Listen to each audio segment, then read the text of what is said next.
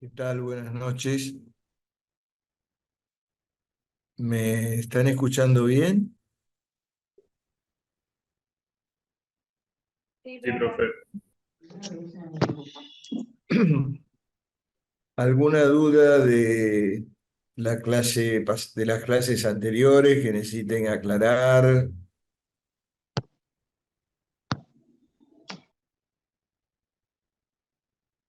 Bueno, seguimos entonces con la clase de hoy.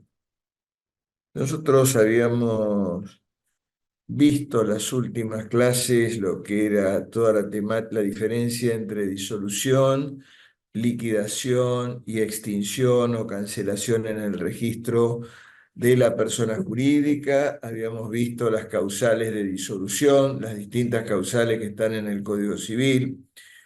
Habíamos visto lo que era el concepto de reconducción en el Código Civil y en la Ley General de Sociedades, en el Código Civil, como un instituto para poder dejar sin efecto cualquier causal de disolución, y en la Ley General de Sociedades como un instituto para dejar sin efecto solamente la causal de disolución por vencimiento del plazo, porque el artículo 100 establece otro instituto que es la subsanación de la subsanación de las causales de disolución.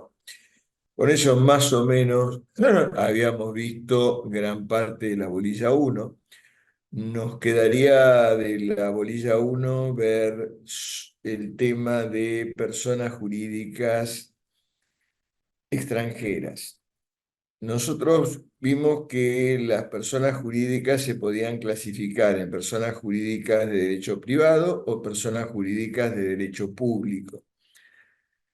Habíamos dicho que las personas jurídicas de derecho público era el Estado nacional, provincial, municipal, entidades autárquicas y todas aquellas entidades que el derecho público, que el derecho las reconociera como entidades de derecho público, ¿no?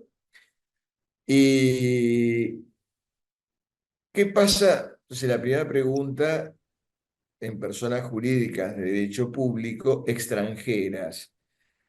¿Cómo se rigen las personas jurídicas de derecho público extranjera? Por ejemplo, el día de mañana ustedes están asesorando a una municipalidad, la Municipalidad de Rosario, y quieren celebrar un convenio entre la Municipalidad de Rosario y la ciudad de Barcelona. O Madrid, la ciudad de Madrid, o Roma, o una universidad. Ustedes son abogados de la Universidad de Rosario, que es una entidad de derecho público, y quieren celebrar un convenio con Roma 1 o celebrar un convenio con la Bocconi o Bolonia, la Universidad de Bolonia, todas entidades de derecho público, ¿no? Entonces, ¿cómo se rige? O sea, viene el rector de la Universidad de Bolonia o viene la alcaldesa de Madrid a celebrar un tratado, con un convenio X con la Municipalidad de Rosario. ¿Cómo acredita la alcaldesa? ¿Qué tiene que probar la alcaldesa de Madrid? ¿Cómo se rige, cómo funciona para venir a la Argentina? Bueno, en ese caso, eso está regulado en las entidades de derecho público extranjera por el artículo 147. O sea, las personas jurídicas públicas se rigen en cuanto a su reconocimiento, comienzo, capacidad, fíjense, capacidad, funcionamiento, organización por las leyes y ordenamientos de su constitución. Es decir, el carácter de ciudad, de derecho público de ciudad, va a estar regulada por la Constitución española, en el caso de Barcelona, o en el caso de Madrid, o en el caso y en el caso de las universidades, por la ley de educación superior que debe regular las universidades en España, ¿no? O sea, Es decir, que con eso, o sea, que su existencia está regulada por la ley, el carácter de público lo determina la ley de constitución, no la ley argentina. Por ejemplo, podría llegar a acontecer que alguna entidad extranjera fuera considerada de derecho público por las leyes extranjeras y las leyes argentinas a ese tipo de entidades no las reconocerían como entidades de derecho público. Y en ese sentido lo que se rige por la ley de constitución. Todo, la capacidad, el reconocimiento, todo hay que ver si en el derecho en el cual se constituyó o se reconoce esa entidad, se la considera derecho público. Si se considera derecho público y tiene capacidad por la ley del lugar de constitución, puede perfectamente venir a la Argentina y celebrar los convenios y los tratados. Esto es lo primero, lo fundamental. Si yo les pregunto en un examen, las personas jurídicas de derecho público, ¿por qué derecho se reconoce? Por el lugar de constitución, o sea, por el lugar donde se han constituido.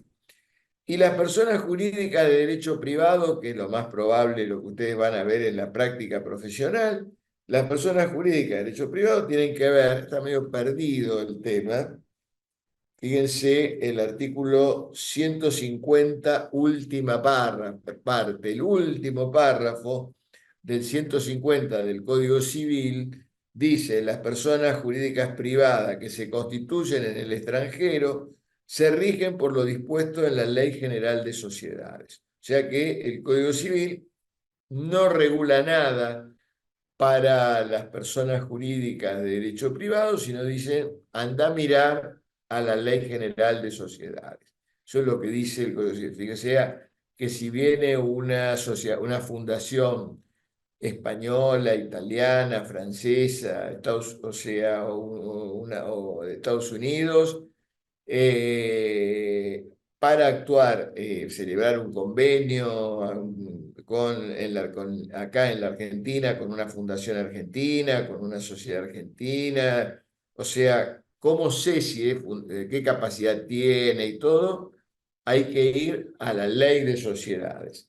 ¿Y qué dice la ley de sociedades en materia de sociedades extranjeras? Porque en materia de personas jurídicas de derecho privado, la ley, el Código Civil, en el 150 infine, dice, anda a mirar la ley de sociedades. La ley de sociedades, voy a tratar de serlo lo más sencillo posible, porque esto es un tema que incluso sirve para dos bolillas, porque sirve para sociedades, la bolilla 2 que está incluida sociedades extranjeras, y sirve también para la bolilla 1 para personas jurídicas de derecho privado. O sea que puede estar preguntado tanto por la bolilla 1 como por la bolilla 2 el tema de las sociedades extranjeras. Lo fundamental y lo que ustedes tienen que hacer es un cuadro sinóptico donde digan sociedades extranjeras, y esto se divide de dos maneras, o sea, salen dos flechas. Una flecha, si la sociedad extranjera va a desarrollar un acto aislado. Y otra, si la sociedad, en realidad serían tres flechas. Otra flechita, si va a desarrollar una actividad permanente. O sea, viene la sociedad extranjera y celebra un acto aislado, un contrato, compra algo, viene a comprar algo, una operación de compra, viene una sociedad extranjera, China, supongamos, y viene a comprar soja acá a Rosario, quiere celebrar con algún corredor, con algún acopiador, con algún exportador, quiere comprar soja a esa empresa extranjera china. Es una operación, compró 1.000 toneladas o 2.000 o 10.000 toneladas de soja de tal calidad, etc. Es una operación, o sea, un acto aislado. Otra cosa es que la sociedad extranjera viene acá a desarrollar una actividad permanente, o sea, ya vienen a actuar de manera permanente. Y en la tercera flecha, que es la más común que ustedes van a ver, la segunda ya prácticamente no la van a ver y ya les voy a explicar. La de la actividad permanente, que la sociedad extranjera venga directamente a desarrollar una actividad permanente, ya prácticamente un supuesto que no lo van a ver y después les voy a decir por qué. Y el tercer supuesto, que es el más común, es que la sociedad extranjera venga a constituir una sociedad en la Argentina. Entonces viene, por ejemplo, la General Motors de Estados Unidos y constituye acá en la provincia, en Rosario, en la provincia de Santa Fe, una sociedad en la cual la General Motors tiene la totalidad de las acciones o el control de esa sociedad. O sea, ese sería los tres supuestos. ¿Cómo entonces una sociedad extranjera puede actuar? Bueno, si es un acto aislado, si es una actividad permanente o si va a constituir una sociedad o una persona jurídica en la República Argentina. Primera cuestión, si va a desarrollar un acto aislado, no tiene que realizar ningún trámite, o sea, una sociedad extranjera puede realizar actos aislados o estar en juicio. Si uno le mete un juicio, viene directamente la sociedad extranjera, no se tiene que inscribir en ningún lado, o sea que no tiene que inscribirse en ningún registro. Puede actuar directamente, obviamente tendrá que acreditar sus estatutos, tendrá que acreditar en el momento que se tiene el representante, si tiene el poder, pero bueno, en un acto aislado será un problema entre partes de alguna manera, donde uno le podrá exigir, pero no tiene que inscribirse en ningún lado. Acto aislado y estar en juicio, no se inscribe en ningún lado, está habilitado. ¿Cuál es el problema que hay en la discusión y que se ha planteado en la Argentina, que es acto aislado? O sea, un sector de la doctrina. El problema fundamental del acto aislado está si la sociedad extranjera compra un inmueble. Si se considera que la compra de un inmueble es un acto aislado o no es un acto aislado.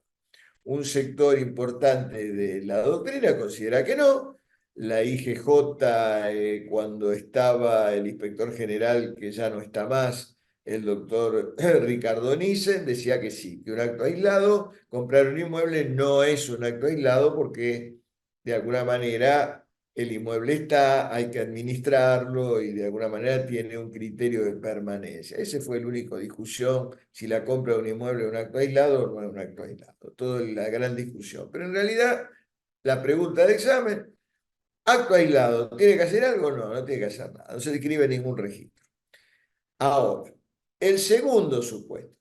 Viene la sociedad extranjera y viene a desarrollar una actividad permanente, o sea, esa sociedad, viene la General Motors, viene el Citibank, viene la Caixa de Barcelona, de Cataluña, a desarrollar una actividad permanente en la Argentina. ¿Qué tiene que hacer esa sociedad?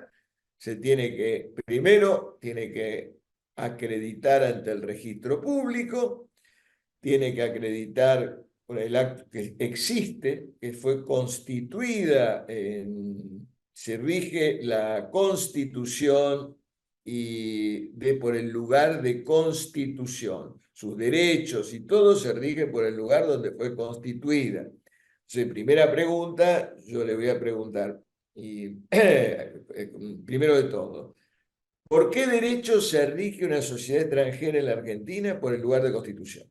Es la base. O sea, igual que las personas jurídicas de derecho público. Tenés que ir al lugar de constitución y ver cómo, si realmente está constituida y sus derechos y su capacidad y todo por el lugar de constitución. Sociedad española por la ley española, sociedad francesa por la ley francesa, sociedad italiana por la ley italiana. O sea, se rige por el lugar de constitución. Sus derechos y cómo se constituye, su existencia, etcétera, por el lugar de constitución. Ahora, esa sociedad extranjera que realiza un acto aislado, bueno, no se inscribe en ningún registro en la Argentina, o estará en juicio, no se inscribe en ningún registro en la Argentina, viene a desarrollar una actividad permanente, tiene que acreditar por el lugar de constitución, acto constitutivo, estatuto, reforma de las reformas de los estatutos, todo lo que hace a la Constitución, que la tienen inscripta en España, en Italia, en Francia, en Estados Unidos, hay que tener copia debidamente apostillada por los tratados internacionales, certificada, y las autoridades designadas, o sea que la persona que va quiénes son las autoridades que de esa persona jurídica constituida, hay que traer todo eso, hay que designar un representante que es el que va a desarrollar la actividad permanente acá, hay que constituir un domicilio acá, hay que llevar la contabilidad acá en la Argentina de todo lo que haga en la Argentina, y esa sociedad se inscribe en el registro público, en un registro público de la Argentina. O sea, esa sociedad extranjera tiene que acreditar su existencia con el acta constitutiva, con todas las reformas de sus estatutos, con las últimas autoridades, eh, y designar un representante, constituir un domicilio acá en la República Argentina, donde van a ser válidas todas sus notificaciones, y lo inscribe en el registro público. Y además tiene que llevar la contabilidad en la Argentina. O sea, uno junta todos los papelitos, acta constitutiva, reforma de estatuto, designación de autoridades, designación de un representante, constitución de un domicilio, todo eso se inscribe en el registro público, y la sociedad extranjera, que se va a regir si existe o no, y todas esas formalidades por la ley de constitución, por la ley, la sociedad anónima española tendrá que haberse constituido por la ley española, la sociedad anónima, sociedad italiana por la ley italiana, y la sociedad china por la ley china. O sea, vienen acá, querés desarrollar actividad permanente, te tenés que inscribir en el registro público de la Argentina, acreditando que existís conforme a la ley de tu constitución, que designaste autoridades conforme la ley de constitución, y tenés que designar un representante en la Argentina y constituir un domicilio en la Argentina. Y una vez que inscribiste, si llevas la actuación en la Argentina, tenés que llevar una contabilidad de lo que haces en la Argentina. El tercer supuesto, o sea, el segundo supuesto está regulado por el artículo 118. Y el tercer supuesto, que es la sociedad extranjera que va a constituir una sociedad en la Argentina, se rige por el artículo 123 de la Ley de Sociedades.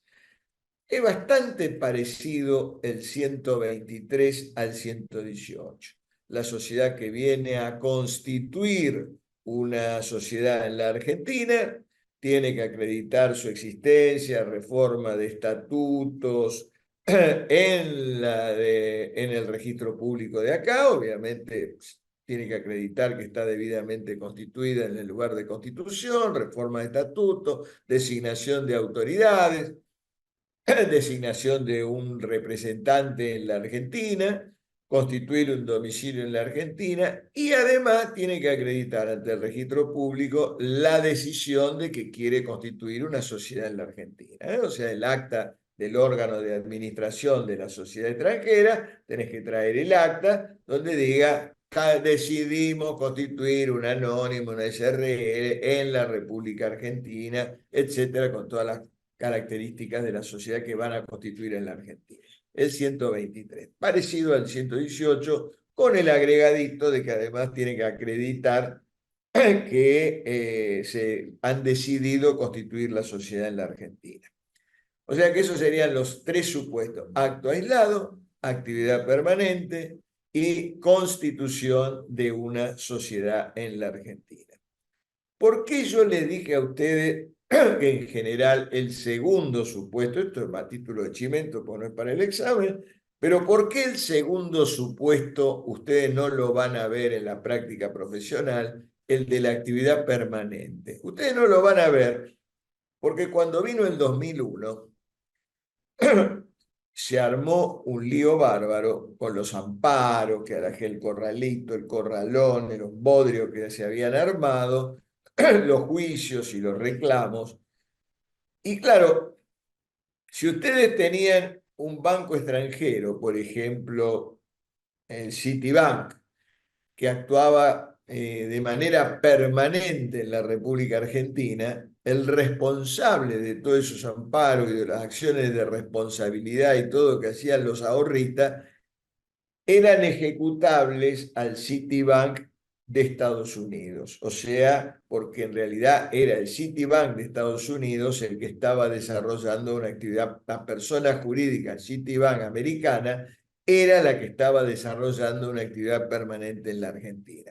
Como la Argentina es un país tan cambiante, todas las inversiones extranjeras decidieron no venir a desarrollar una actividad permanente. Todas las sociedades extranjeras que vienen a actuar en la Argentina constituyen una sociedad, generalmente una anónima, a veces una SRL, siempre con responsabilidad limitada, para desarrollar la actividad. De manera tal que si cuando se armó el 2001, cuando los bancos habían constituido sociedades argentinas, las responsables eran las sociedades extranjeras, las sociedades argentinas, pero uno no podía accionar contra la matriz, la sociedad madre que estaba en Estados Unidos o en Francia o en España. En cambio, cuando era una sociedad que había actuado permanentemente, uno podía plantear ejecutar todas esas acciones a las sociedades extranjeras. Por eso que la sociedad extranjera que desarrolla una actividad permanente en la Argentina prácticamente es un supuesto que no se ve. Casi todos los que van a ver son el acto aislado o el 123, la sociedad que constituye una sociedad en la Argentina. El otro tema, en materia, entonces ya quedamos ya sea para sociedades o para personas jurídicas, acto aislado, actividad permanente o para constituir una asociación civil española o una fundación española que quiere constituir una fundación en la Argentina o una asociación italiana que quiere constituir una asociación italiana en la Argentina. Tiene que cumplir los mismos recaudos, o sea, si quiere desarrollar actividad permanente, si quiere constituir otra entidad, otra persona jurídica, o si va a realizar un acto aislado. Acto aislado no se inscribe en ningún lado. Primera cuestión. Segunda cuestión que merece, a veces ustedes se van a encontrar cuando viene una persona jurídica extranjera o una sociedad extranjera con tipos de personas jurídicas que nosotros no conocemos. O sea, por ejemplo, los italianos tienen un tipo societario que ellos la llaman sociedad simple. Eh, Semplice, le dicen los italianos, que es la sociedad simple. ¿No? Se le viene una sociedad simple, o estos tipos, o por ejemplo, en China tienen también formas societarias que nosotros desconocemos, la ley societaria china, e incluso los mismos norteamericanos, Estados Unidos tienen, ellos tienen lo que se llama corporation, que nosotros la asimilamos a la anónima, pero en realidad la anónima no es lo mismo, o tienen unas entidades que ellos tienen una entidad, los americanos, que la llama, que se ve bastante acá en la Argentina, porque actúan bastante, que se llama la LLP, Limited Liability Partnership, que parecía la SRL, pero no es una SRL, es parecida a la SRL, la Limited Liability Partnership, o sea, Y vienen con esos tipos societarios que nosotros no conocemos. Bueno, el artículo 118, 119 de la Ley de Sociedad dice, mira, si viene un tipo societario que nosotros no conocemos, le aplicamos lo más riguroso que tenemos en la Argentina, que es la normativa sobre sociedades anónimas, ¿no? O sea que si viene una sociedad extranjera de un tipo que no conocemos, se le aplicaría a las sociedades la normativa de las sociedades anónimas. Eh, Otro tema no menor es el tema del emplazamiento en juicio. Vino una cosa que tiene que ver con la práctica profesional, no tanto para el examen, pero por lo menos que ustedes sepan que esto existe. Notificar, emplazar a estar en juicio a una sociedad en el extranjero es muy complejo, es un bodrio. Tiene que haber, según los tratados que haya, una serie de exhortos, toda una cosa de una enorme, enorme complejidad y se tardan meses y meses y meses. El artículo 122 establece las pautas. Si la sociedad extranjera realizó un acto aislado, supongamos, y hay que emplazarla porque no cumplió o hay un problema de daño y perjuicio, se la puede emplazar a estar a derecho notificándola en el domicilio del representante. Obviamente, en ese caso, que la persona del representante que intervino en el acto. Ahí a veces el representante está en la Argentina, o sea, es un apoderado de la Argentina y eso facilita a veces el emplazamiento a estar en juicio. Y bueno, y si, obviamente, si hay una actividad permanente, va a ser en el domicilio de la actividad permanente. Entonces, la síntesis de todo esto: acto aislado, actividad permanente o constitución de una sociedad. Eso es lo que a mí me interesa, los distintos supuestos de la sociedad extranjera. Y entramos en uno de los artículos más complejos de la ley de sociedades y que ha traído cualquier cantidad de discusiones. El único que no es claro cuando uno lo estudia, que es el 124. En realidad es claro para mí, pero generó un debate de tipo ideológico en la Argentina, que es el 194, el 124. Dice, la sociedad constituida en el extranjero que tenga su sede en la República o su principal objeto esté destinado a cumplirse en la misma, será considerada como sociedad local a los efectos del cumplimiento de las formalidades de constitución o de su reforma y contralor de funcionamiento. Les cuento un poco qué es lo que está diciendo esto. Si la sociedad extranjera, tenés una sociedad constituida en el extranjero, tiene su sede en la Argentina, ¿qué quiere decir su sede? Su dirección y administración, la dirección y administración está en la Argentina, o su principal objeto, la actividad más importante de la entidad está en la Argentina, en ese caso se le van a aplicar las normas de la Argentina. O sea, no le vamos a aplicar las normas extranjeras, sino le vamos a aplicar las normas de la Argentina.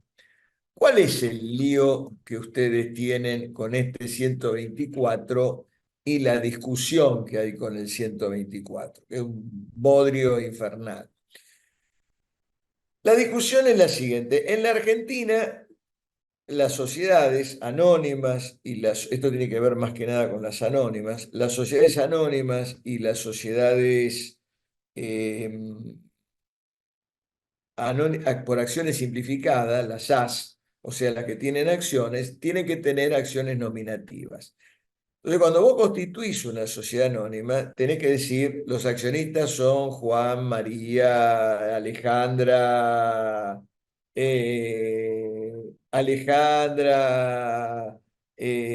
etcétera. En esos casos, sabemos quiénes son los socios de la sociedad. En esos casos sabemos quiénes son los socios de la sociedad argentina. como a veces por razones impositivas o por razones determinadas no se puede saber quiénes son los socios de la sociedad, en ese caso eh, se constituye una sociedad en la Argentina con sociedades extranjeras donde se admiten las acciones al portador. O sea, no se sabe quiénes son los socios. Entonces, si yo quiero ocultar quiénes son los socios en una sociedad extranjera, yo voy, por ejemplo, a Delaware, que es un estado en Estados Unidos que admite las acciones al portador. Voy a Panamá, que admite las sociedades con acciones al portador, o voy a la isla de Guam, o voy a las Bahamas, o voy a Luxemburgo, que admiten acciones al portador, y constituyo una sociedad en la Argentina, pero la socia es una sociedad de Panamá, y la socia de las acciones en Panamá son acciones al portador, y de esa manera no se puede saber quiénes son los accionistas de la sociedad.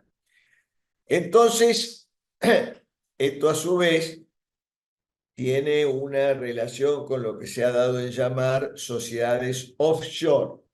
Hay países que se llaman generalmente paraísos fiscales, Panamá, Delaware en Estados Unidos, Guam, Bahamas, admiten lo que se llaman sociedades offshore. Sociedad offshore es offshore en inglés, más allá de las costas. Son sociedades que confiesan que no van a desarrollar su actividad en Panamá, que no van a desarrollar su actividad en Delaware, sino que lo van a hacer fuera de Delaware, no adentro de Estados Unidos y no adentro de Panamá, sino fuera de Panamá. O sea que lo confiesan con el propio estatuto.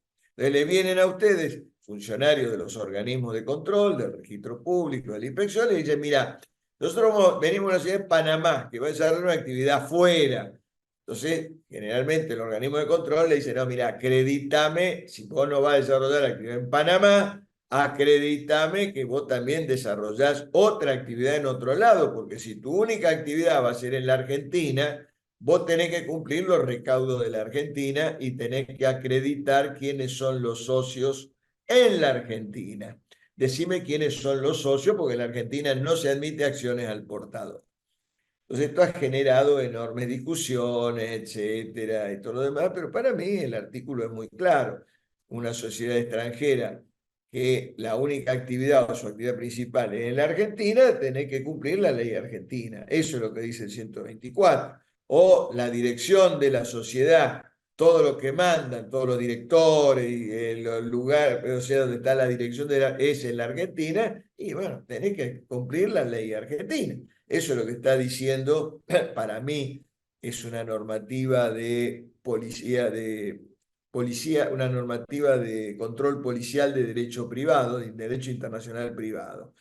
Donde dice, mirá, si vos sos un pícaro o una pícara que constituye una ciudad extranjera para violar la ley argentina, bueno, vos lo estás haciendo para violar la ley argentina porque la conducción de la ciudad va a estar en la Argentina, o el único o la principal actividad está en la Argentina, cumplir con la ley argentina. Vos te hiciste la viva, vos te hiciste el vivo y constituiste la sociedad ya para violar la ley argentina.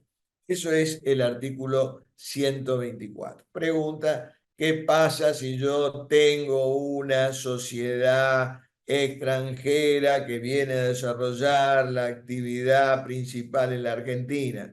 Y bueno, si es la principal actividad de la Argentina, tenés que cumplir con la normativa de la ley argentina.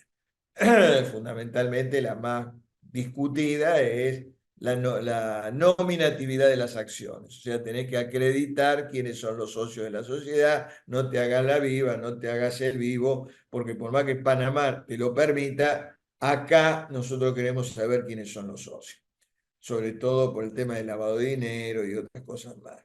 Pero sobre eso no me voy a meter.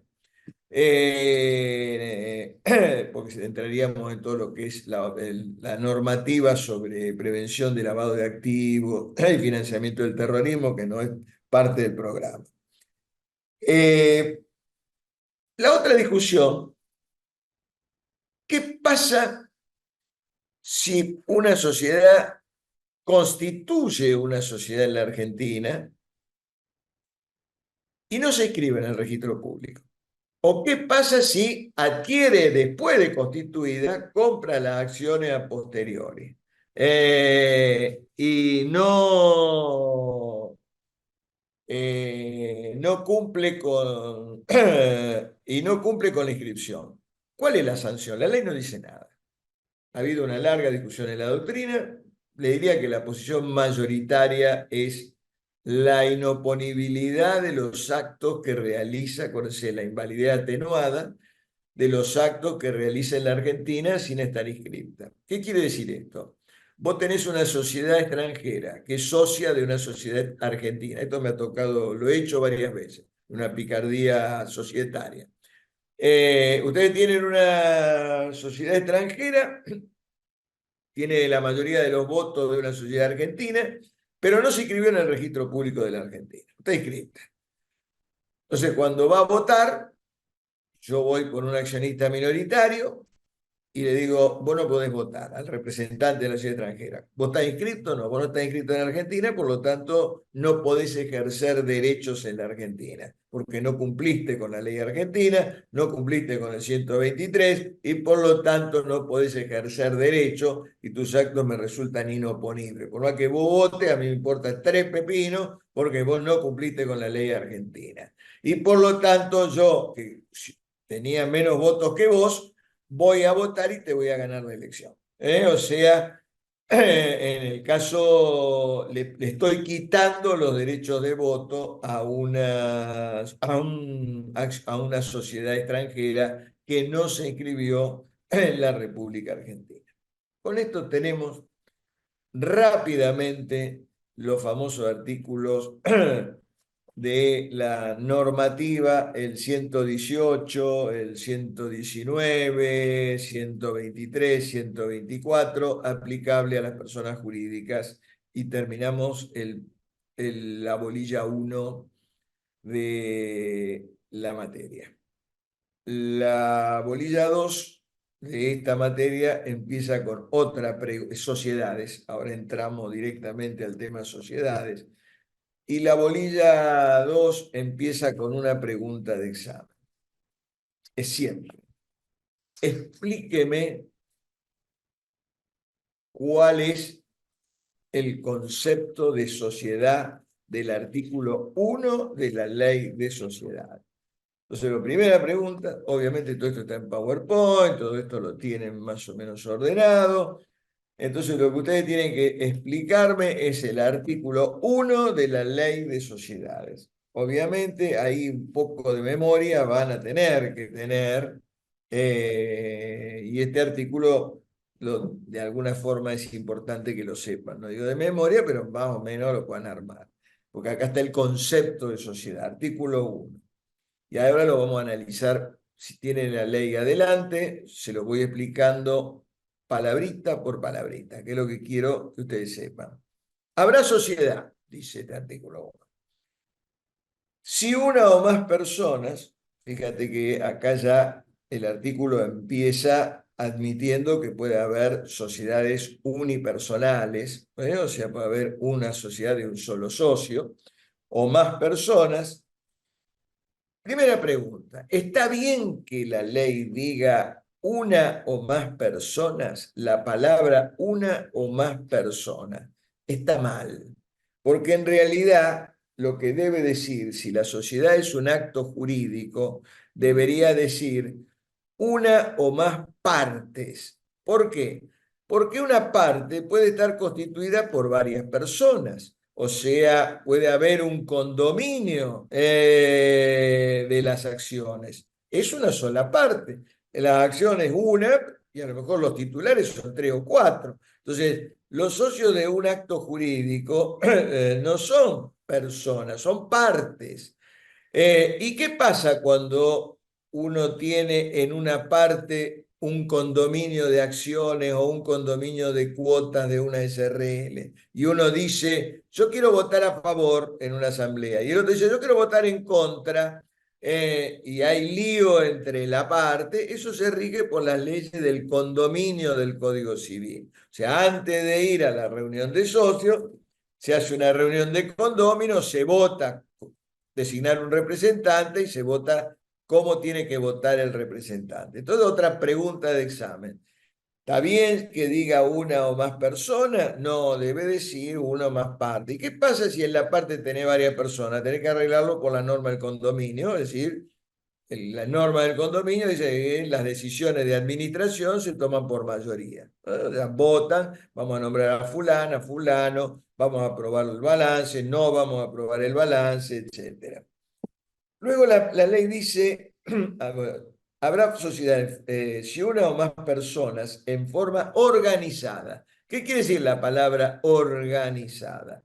La palabra organizada tiene varios sentidos. Dos sentidos sin ningún problema. Que tenés que organizar los aportes. O sea, los socios tienen que organizar los aportes, en aporte de dinero, en especie, para fabricar autos, para fabricar casas. Bueno, hay que organizar esos aportes para destinarlos al objeto de la sociedad.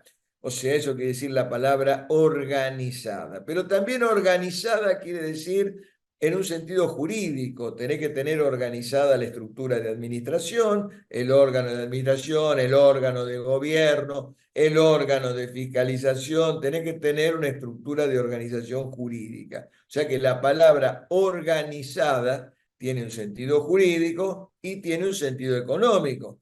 Organizar los aportes y organizas la estructura orgánica, cómo la sociedad va a decidir, cómo va a estar representada, cómo se va a administrar, cómo se va a controlar, etcétera. O sea que tiene un doble sentido, jurídico y económico. Hay un sector de la doctrina, yo no lo comparto, fundamentalmente profesores y profesoras de la UBA, de la Facultad de Derecho de Buenos Aires, que consideran que la palabra organizada refiere también a empresa. Para mí no es correcta porque puede haber sociedades que no sean titulares de empresa. Por ejemplo, yo puedo tener una sociedad que sea de un inmueble, que lo alquile, que lo administre, y el inmueble no es una empresa, y va a ser una sociedad. Y yo puedo tener una sociedad para administrar un inmueble. Por lo tanto, no necesariamente la palabra organizada tiene que referirse a empresa. Muchas veces sí, pero a veces no. Eh, Conforme a uno de los tipos previstos en esta ley. Acá el artículo 1 está refiriéndose a las sociedades típicas, o sea, la ley de sociedades establece una serie de tipos. ¿Qué son los tipos?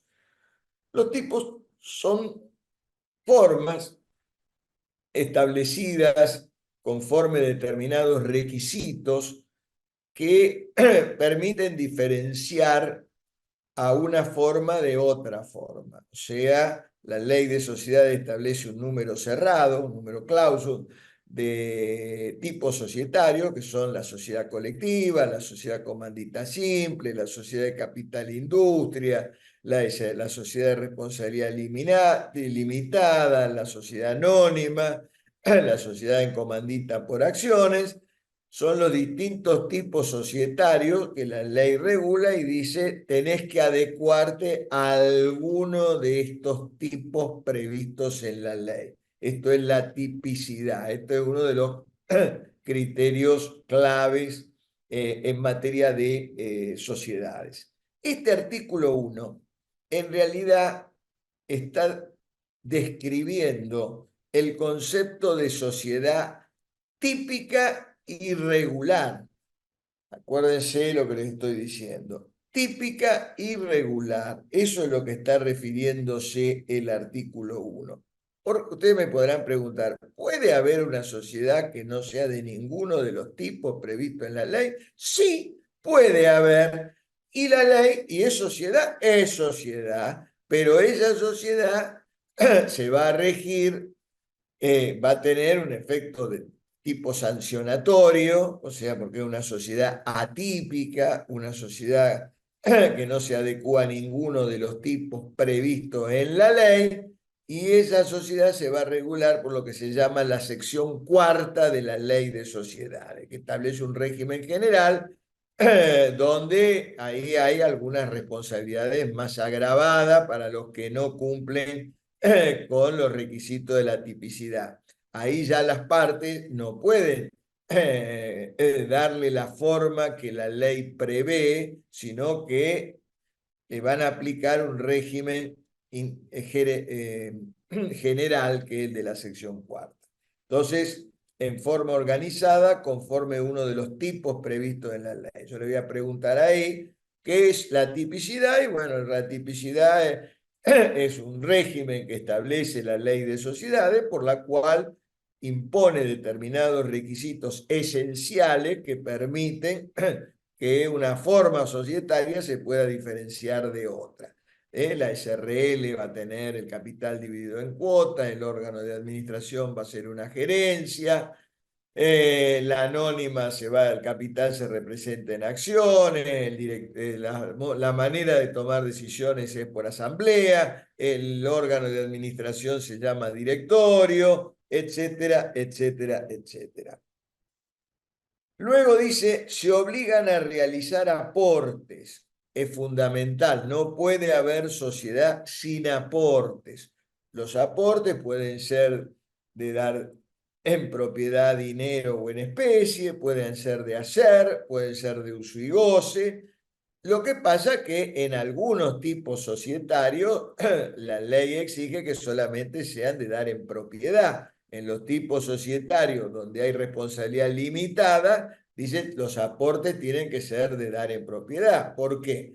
Porque si hay responsabilidad limitada y todo el mundo se obliga a realizar aporte de hacer o aporte de uso y goce, cuando los acreedores se vengan a cobrar, no se van a poder cobrar en nada porque los socios no van a responder porque hay responsabilidad limitada. Entonces la ley dice, no, pará, si vos adoptaste un tipo de responsabilidad limitada, anónima o SRL, el aporte que tenés que hacer acá es de dar en propiedad dinero o en especie. Pero en términos generales, no se puede haber sociedad si no hay aporte. En términos generales, los aportes pueden ser de hacer, de uso y goce o de dar en propiedad. Para aplicarlos a la producción o intercambio de bienes o servicios. Esos aportes que vos lo organizaste, tenés que aplicarlo a un objeto que puede ser producir bienes, un bien nuevo, cambiar una calidad del bien, o sea, compras tela pero la teñís, le cambias una cualidad, o para prestar servicios o para comercializarlo.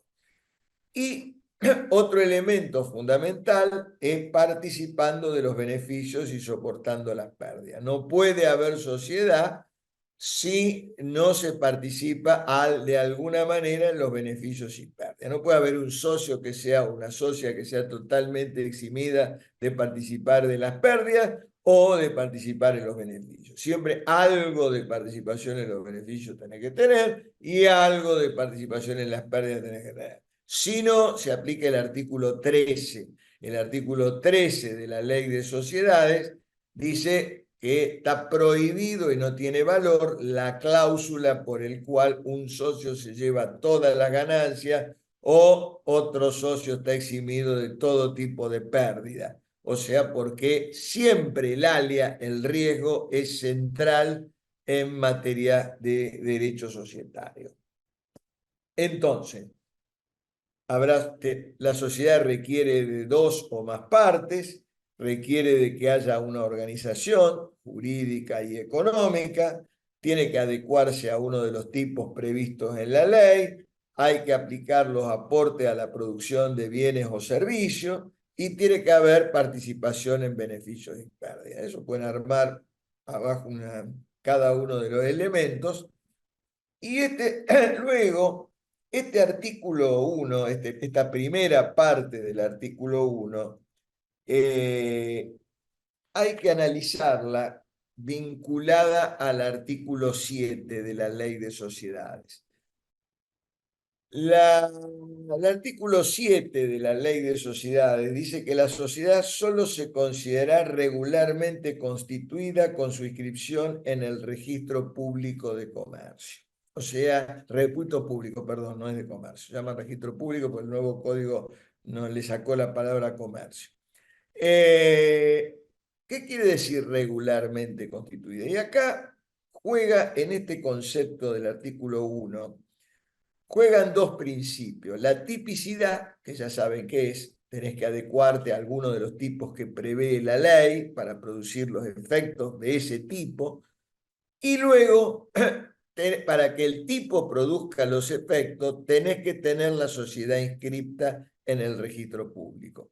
La regularidad está dada por la inscripción en el registro público. Si tenés una sociedad que adoptó uno de los tipos previstos, pero no la inscribiste en el registro público, tenés una sociedad irregular, una sociedad con vicio de forma. ¿Y qué pasa con esa sociedad? Cumpliste con todo el artículo 1, adecuaste uno de los tipos, pero no la inscribiste en el registro público.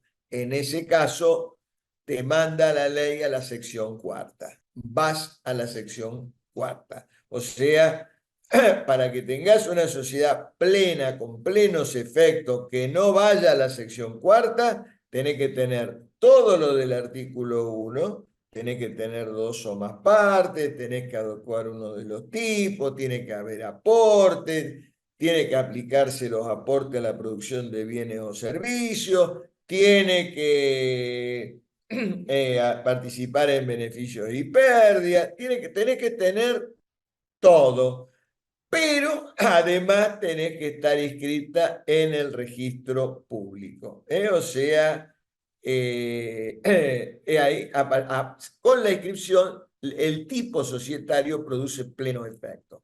Entonces, si yo te pregunto, ¿qué es la regularidad? La inscripción de la sociedad en el registro público y a partir de ahí se producen los plenos efectos del tipo societario que adecuaste. Si tenés una sociedad de un tipo, pero no la inscribiste, te vas a la sección cuarta. Si tenés una sociedad que no es de ningún tipo, te vas a la sección cuarta. Todo lo que sea violación. Lo de la sección cuarta, ¿son sociedades? Sí, son sociedades. Hay aporte, hay un representante, tienen nombre, tienen domicilio, pero no tienen los efectos de ningún tipo y se rigen por las normas de la sección cuarta que la vamos a ver en otro momento. O sea, luego el artículo 1, segundo párrafo, establece el régimen, y esto es novedoso, la sociedad unipersonal. Dice, solo se podrá constituir como sociedad anónima. La sociedad unipersonal no puede constituirse por una sociedad unipersonal. Es decir, la ley de sociedades establece que solamente puede tener sociedad de un solo socio la sociedad la sociedad anónima. O sea, eso se llama la SAU, Sociedad Anónima Unipersonal. ¿Puede haber sociedad unipersonal SRL? No, la ley no la quiere. ¿Puede haber sociedad colectiva unipersonal? No, la ley no la quiere. La única sociedad que la ley admite como sociedad unipersonal es la anónima. Después hay otra ley aparte que permite también sociedad unipersonal, que es la sociedad por acciones simplificada, pero ya la vamos a ver más adelante. Acá estamos viendo el artículo 1 de la ley de sociedades, que solamente admite que sean sociedades unipersonales las sociedades anónimas.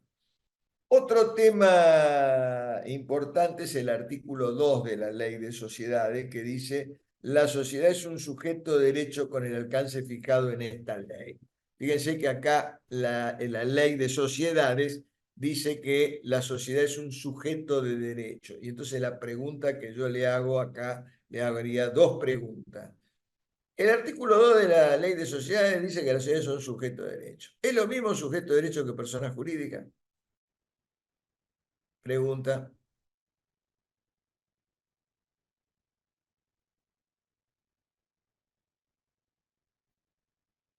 ¿Es lo mismo sujeto de derecho que persona jurídica? Las personas jurídicas son entes a lo cual el ordenamiento jurídico les da la atribución de adquirir derecho o contraer obligaciones, que no Perfecto. ¿Es lo necesariamente. mismo sujeto de derecho que persona jurídica? Sí.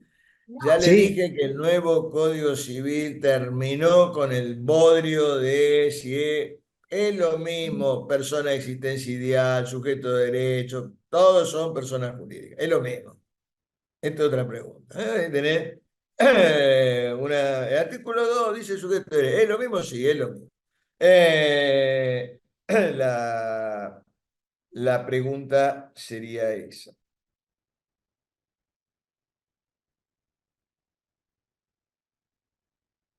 Con esto por hoy les pido disculpas, pero tengo un compromiso y vamos a terminar un poquito antes. El lunes seguimos con dos temas importantes: sociedad en formación.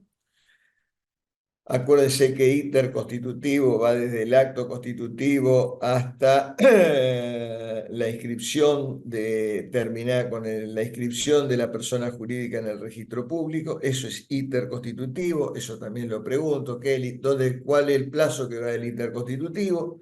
Entonces yo lo que voy a ver la clase que viene es qué pasa con la sociedad en formación. ¿Qué pasa desde el momento que la constituiste hasta que la inscribiste en el registro público? ¿Qué pasa si empieza actuar la sociedad, desarrollar la actividad? ¿Cuál es el régimen de la sociedad que actúa? Si ustedes lo quieren ir avanzando y leer los artículos, son dos articulitos que son un medio complicaditos, pero son dos, 183 y 184 de la Ley de Sociedades. Eso es lo que vamos a ver el lunes.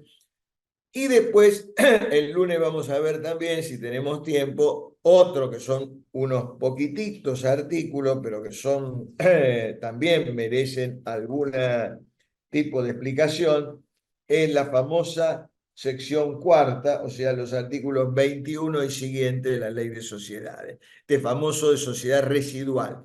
Toda sociedad que no se adecuó a un tipo, no la inscribiste en el registro público, es de hecho, tiene algún vicio de un requisito esencial tipificante sobre alguno de los tipos previstos en la ley, todo eso va a la sociedad de la sección cuarta. La sección cuarta es un criterio residual. Esto se lo copiamos un poco a los italianos, ¿no? Al derecho italiano. O sea, todo lo que no se adecua sociedad típica e irregular se regula por la sección cuarta. Y antes de irnos, me cuesta despedirme, le hago una pregunta. Yo tengo un contrato que no dice nada, hay aportes de hacer, de uso y goce, hay varias partes,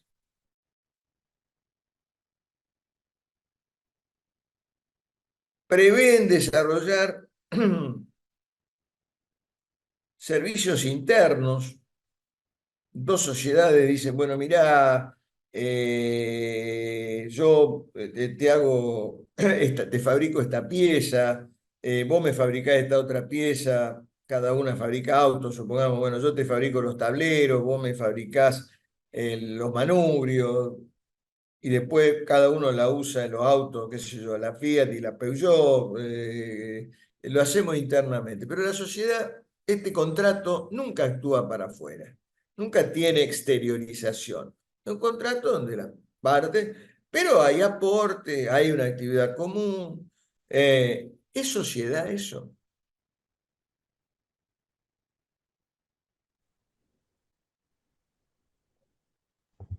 y podría ser un contrato asociativo. Lo que yo no Impecable. me Impecable, esa es la respuesta.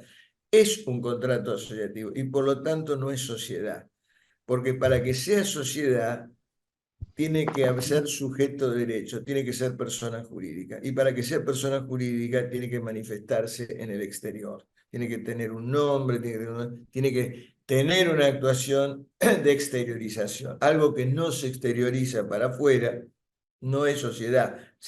La diferencia entre los contratos asociativos y la sociedad es que la sociedad es persona jurídica. Tiene nombre, tiene patrimonio y los contratos asociativos no se exteriorizan. Por eso es tan importante saber cuándo hay personas jurídicas, porque a lo mejor tenés el contrato asociativo, es muy parecido a la sociedad, pero no es sociedad. Entonces, ¿cómo lo diferenciás fundamentalmente si estás ante una sociedad de hecho o estás ante un contrato asociativo? La diferencia para poderlo saber es si es persona jurídica.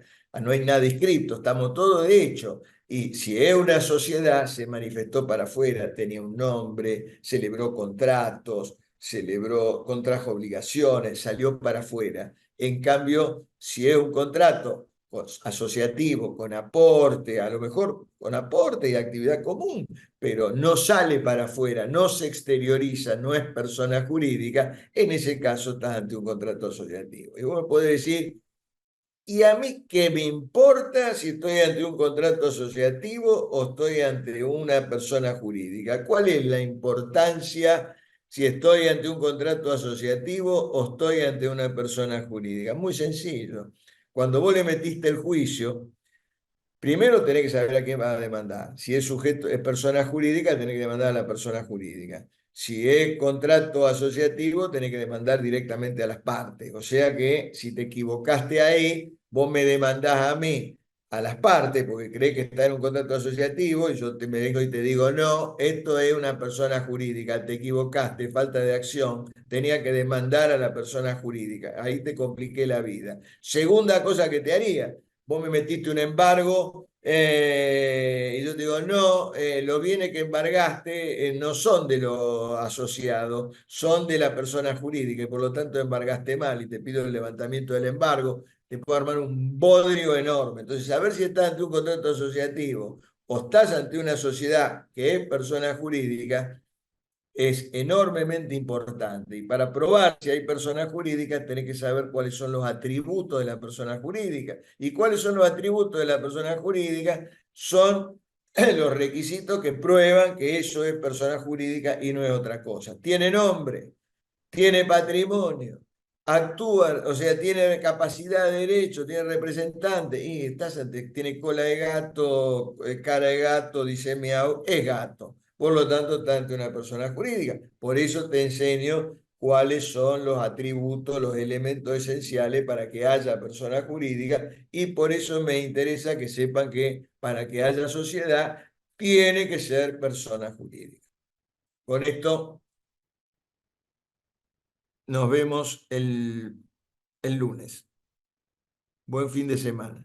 Gracias, profe. Buen día. Hasta el Chao, lunes. profe.